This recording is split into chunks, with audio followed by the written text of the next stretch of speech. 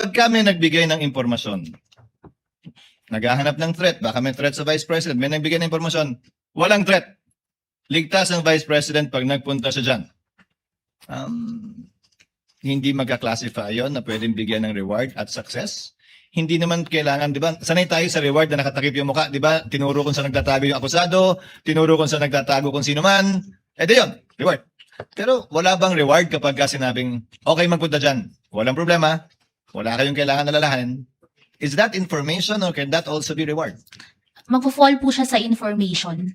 So, kailan lang magiging reward yun kapag may naturo? Opo, kasi yun yung proof of success. Tuloy niyo po. Yun yung proof of success ng information na ibigay kasi may na-apprehend po or yun po, ganun po. Yun, politiko po yan ang interpretasyon. Yan ang interpretasyon nyo, pero wala po yan sa Joint Memorandum Circular. Opo. Opo. Saan nyo ba binasa ang interpretasyon nyo yan? Yan ba yung ginawa ng lahat ng mga nauna sa inyo sa pwestong yan? Kinopya nyo lang or sarili nyo po yan at ngayon lang ginawa yan? Doon po sa mga ibang na-audit ko, ang ina-attach po talaga nila is yung payment of rewards na may mga nahuli po.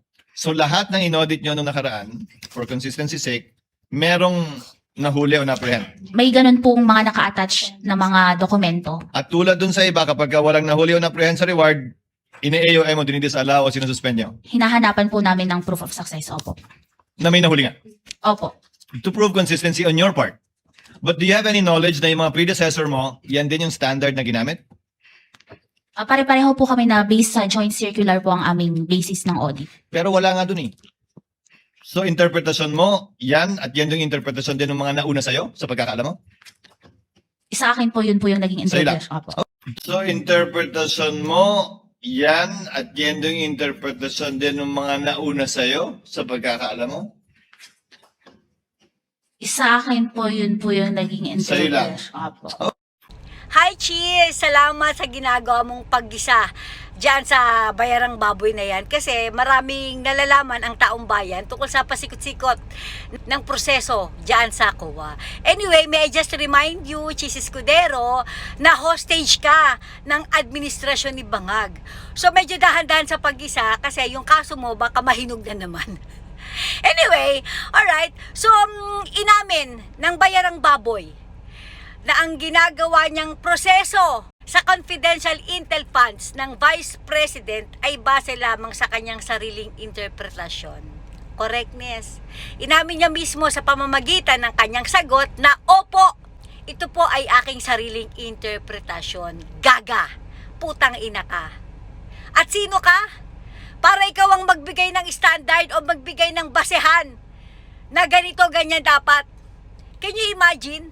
Para sabihin mo na kapag walang na-apprehend, walang nadakip o walang nahuli, hindi pwedeng tawaging successful ang isang operation. Dahil kapag walang nahuli, ito ay i-disallow. What the fuck? Napakaganda na example, okay, nitong si Cheese Escudero. Merong nagbigay ng tip sa Vice President na makakarating ka ng safe sa lugar na gusto mong puntahan. Magagawa mong operasyon mo ng walang balakid dahil walang tetegi sa'yo sa lugar na yan. Pagkatapos, nagpunta ang Vice President sa lugar na yon ng ligtas at nakauwi ng safe din sa kanyang bahay o sa kanyang opisina. Hindi ba ito matatawag na successful? Kung di ka ba naman talagang boba kang Bayarang Baboy ka, kailangan talaga may nahuli. Iba't ibang klase ng operations.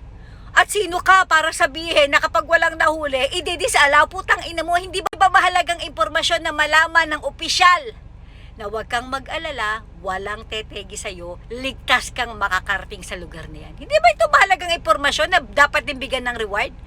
Napakababaw ng utak mo para kailangan meron mo ng madakip o may mahuli para matawag na successful. Unang-una, baboy na bayaran, hindi lahat ng may nahuhuli successful. Diba? Tingnan mo itong si PRRD, hinuli, kinidnap, dinala sa dahig.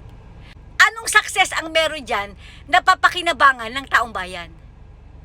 Diba? Ang sumakses lang dyan, yung mga bangag. Pero sabihin mo sumakses para sa taong bayan, wala. Si Rodante Marcoleta, si Jingo Estrada, itong si Mike Defensor, di ba nahuli? Hinuli na! Anong sumakses siya para sa taong bayan? Wala. Sumakses lang yan, again, para sa administrasyon ni Bangag. Pero sumakses para sa taong bayan, walang ganun. So again, hindi lahat ng may nahuhuli, success, gaga. Putang inang tong baboy na bayaran na to. Kung maka-explain ka, as if naman nasa joint circular yung sinasabi mo. Putang ina mo, yung palalalabas din sa sariling bunganga mo. At salamat kay Chis Escudero na sariling interpretasyon mo lang yung ginagawa mo. Putang ina mong bayarang baboy ka, hayop ka. Darating ang araw, lilitsunin ka din. Puta ina ka.